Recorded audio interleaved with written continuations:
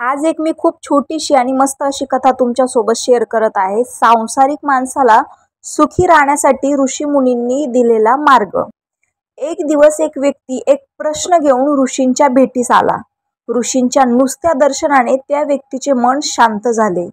ही मनशांती सातत्याने अनुभवता यावी म्हणून त्या व्यक्तीने ऋषींना प्रश्न विचारला, भगवान, आम्ही संसारी माणसं छोट्या छोट्या गोष्टींनी त्रासून जातो।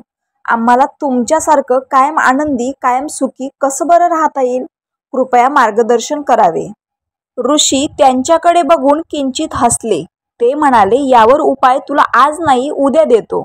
उद्या सकाळी मी प्रभात फेरीसाठी जंगलात जाणार आहे, तेव्हा तू सुद्धा माझ्या बरोबर ये।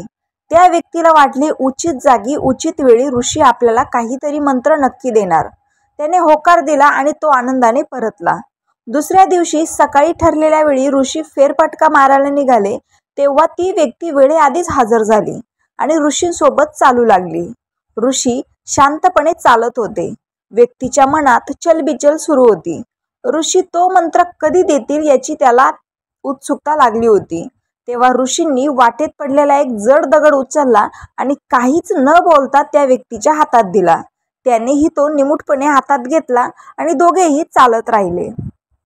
ठराविक अंतर कापून परतीच्या मार्गाला लागले तरीही ऋषी काहीच बोलेना। त्यांची चिडचिड होऊ लागली आणि दगड हातात धरून हात प्रचंड दुखू लागला। त्याचा संयम संपला। तो म्हणाला, भगवान, हे ओझं आणखीन उचलवत नाही। हा दगड आता खाली ठेवून देऊ का? ते पाहून ऋषी हसून म्हणाले, अरे, तू हातात दगड घेऊन चालतोय हे मी केव्हाच विसरलो। तुला त्या दगडाचं ओझं होत होतं तर कधीच टाकून द्यायचा नाही का? माझ्या सांगण्याची काय वाट बघत बसलास?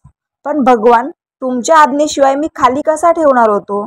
असे म्हणत तो मनुष्य हतबल झाला। त्यावर ऋषी त्याच्याकडे बघत म्हणाले, अरे, पण यामुळे वेदना तर तुलाच सहन कराव्या लागल्या ना। हेच तुझ्या प्रश्नाचं उत्तर आहे। आपण आयुष्यभर अनेक विषयांचं ओझं अकारणच वाहत राहतो। त्याचा त्रास आपल्यालाच होतो। आपल्याला होणाऱ्या त्रासाची दुसऱ्याला कल्पनाही नसते।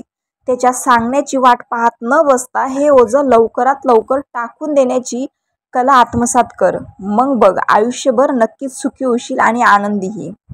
यावरून तात्पर्य एकच घ्यायचं, एखाद्याच्या बोलण्याचा वागण्याचा आपण इतका त्रास करून घेतो, मनाला लावून घेतो, परंतु ज्याच्यामुळे आपल्याला त्रास झाला त्याच्याही कधीच लक्षात येत नसतं।